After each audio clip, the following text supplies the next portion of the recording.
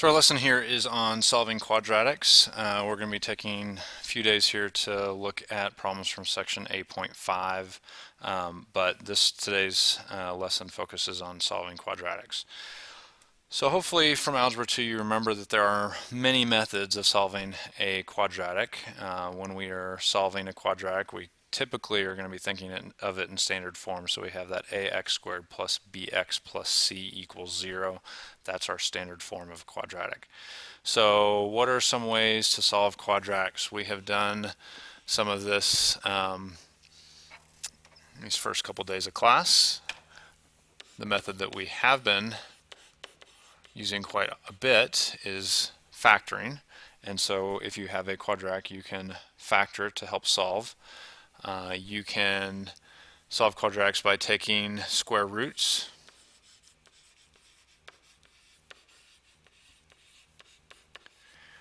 You can also use a process called completing the square. And then you also have the quadratic formula.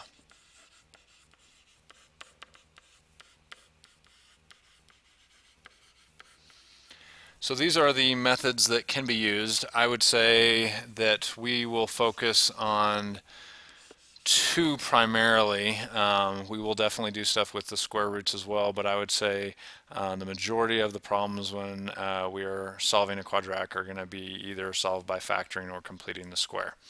It's not to say that the other ones can't be used. Quadratic formula can be used to solve any quadratic. In addition to completing the square, also can be used to solve any quadratic. The factoring and the square roots are only for particular quadratics.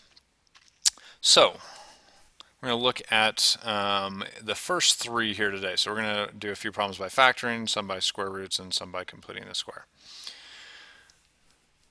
So our first problem is going to be a problem where our a value is 1. So we've done some problems where we factored like that already. So the first thing that we would want to do is to set this quadratic equal to 0. So that's one of the first things always to look for. What I want to do here is when I'm factoring, I would like to keep the x squared term positive. And so even though it would require moving more terms across the equal sign, that's what I really want to do here. And so I would get 0 equals 3x squared minus 9x minus 84 if I subtract 9x on both sides and 84 on both sides. So now I want to try and factor this. And so when I factor, I'm able to factor out a 3 in this case.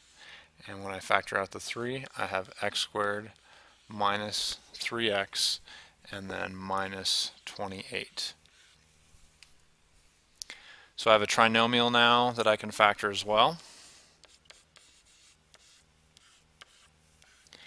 And that factors into x minus 7 and x plus 4. So at this point I am trying to find out what are the x values that could make this side of the equation, the right side of the equation, equal to 0. Well, this 3 doesn't really contribute to making that side 0. It's just going to be taking the values from these other quantities and multiplying them by 3. But with the variable in each of these two binomials, that gives us the possibility of having that quantity equal 0. So I want to ask myself, well, what would make x minus 7 equal 0? And if I add 7 to both sides of that equation, I get x equals 7. Same idea with x plus 4.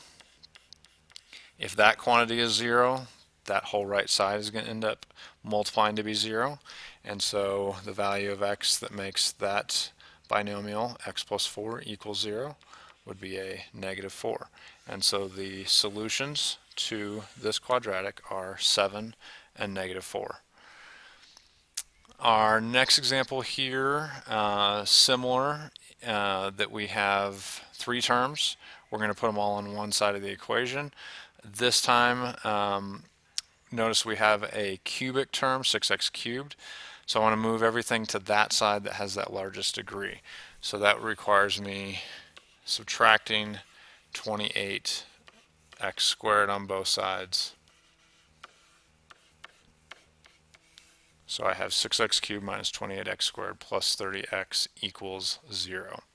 There is a greatest common factor here, so at this moment we actually don't have a quadratic, we have a cubic function, but when we take out an x, because all three of those terms on the left side have an x, I also can factor out a 2 as well, so 2x is really my greatest common factor. I now would have 3x squared minus 14x and then plus 15 equals 0. So I need to once again factor that trinomial. A little bit more difficult here because we have a leading coefficient of that trinomial that is not 1. So if I take the 3 and multiply it by the 15, that gives me 45. And I'm looking for two numbers that multiply to be 45 and will add up to be negative 14.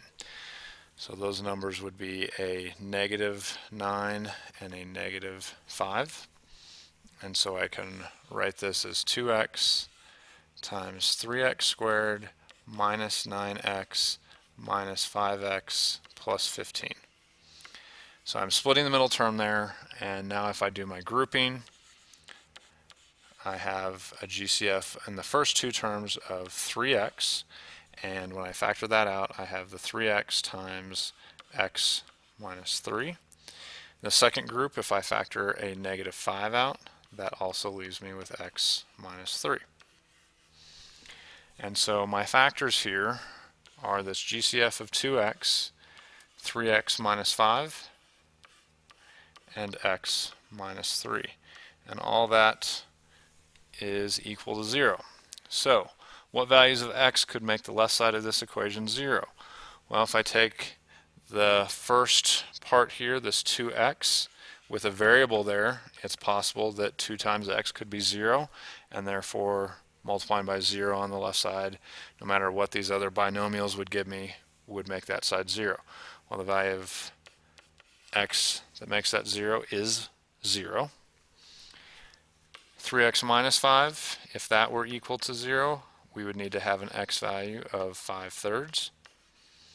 And on our last one, x minus 3 equals 0, we would need an x value of positive 3. And so this problem actually, it originally started as a cubic function, has 3 solutions. We mainly found them by factoring, and so there are the 3 solutions to that polynomial. Okay, so now we're going to look at the square root method. So using the square root method is going to be somewhere in the problem I'm going to be able to take the square root of both sides to help me solve. On this, I'm going to start with this first problem by taking the 5 and distributing it. So I have 4x squared plus 5x minus 4 equals 5x plus 5. And it turns out that having a 5x on both sides of the equation means I can cancel those out. And so now I have 4x squared minus 4 equals 5. The types of problems where you can use this square root method are when there is no linear term, and that linear term is a term that would have an x involved. So the only terms we have here are quadratic terms and constant terms. And when that's the case, what I want to do is get the quadratic term on one side and the constant term on the other. So I'm going to add 4 to both sides, leaving the 4x squared on the left side and then giving me a 9 on the right side. To get x squared by itself, I would need to divide both sides by 4, and so now I have that x squared equals 9 over 4. Well, to solve for x, instead of x squared, I need to get rid of that square. The inverse operation of squaring is to take the square root. And so when I take the square root of both sides, I get x equals 3 over 2. But 3 over 2 is not the only value. Negative 3 over 2, if I square it, would also give me 9 over 4. And so really, the two solutions that I have here are positive 3 over 2 and negative 3 over 2. We can use this notation of this plus or minus sign to just write it in a shorter way. And so our solutions to that quadratic, positive 3 halves and negative 3 halves. Okay, so our next one here, we have a quantity that's being squared instead of just an x that's being squared. So what I want to try and do is isolate that quantity that's being squared. I'm going to first do that by adding 4 to both sides.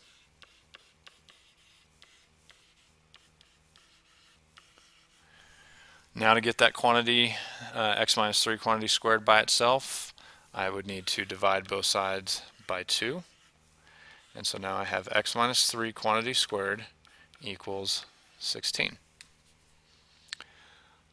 I now am at the point where I want to take the square root of both sides so that this square here will go away. So the inverse operation of squaring is taking that square root. So I take the square root of both sides. On the left side, I'm just left with x minus 3. On the right side, I'm left with both a positive or a negative 4.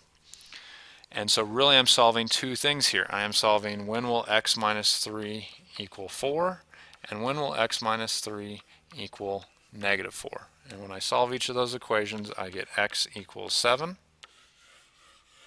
and I get x equals negative 1. So there are my two solutions to that problem. Anytime that you are solving by the square root method, when you take the square root of both sides, the side that didn't have the square, you will have to have that plus or minus sign. That will be something you always have to have.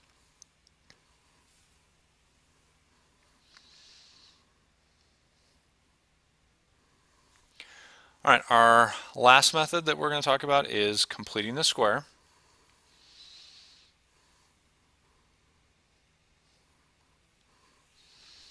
Couple problems here that we're going to complete the square with. So what do we need to do to complete the square? We want to come up with a perfect square trinomial. And in order to do that, there's a process that we use.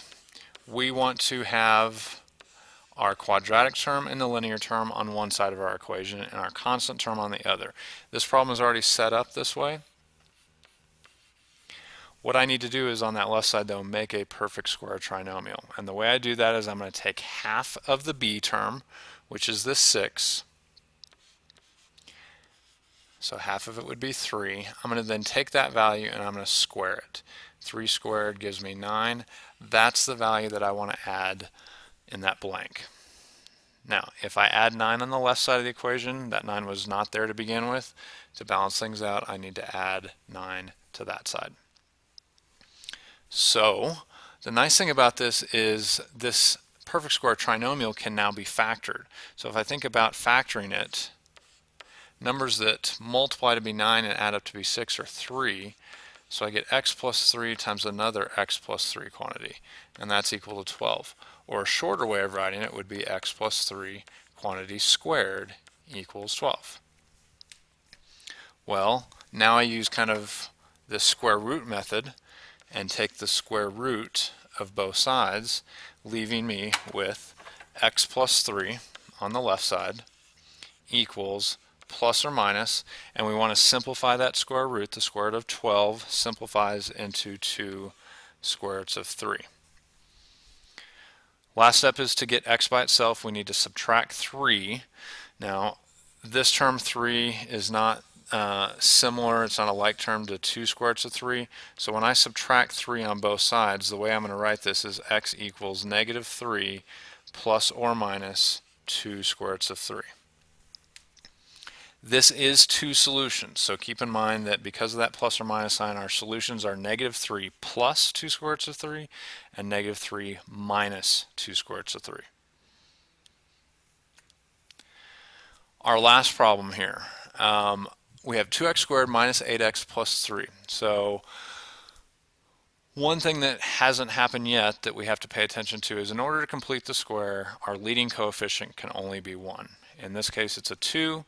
So what I need to do to make the leading coefficient 1 is take all of my terms and divide by 2. That gives me x squared minus 4x plus 3 halves equals 0. And I'm allowed to divide by a number as long as I divide every term by that number. So like I said on the last problem, we need to isolate the quadratic term and the linear term and move the constant term or have that constant term on the other side.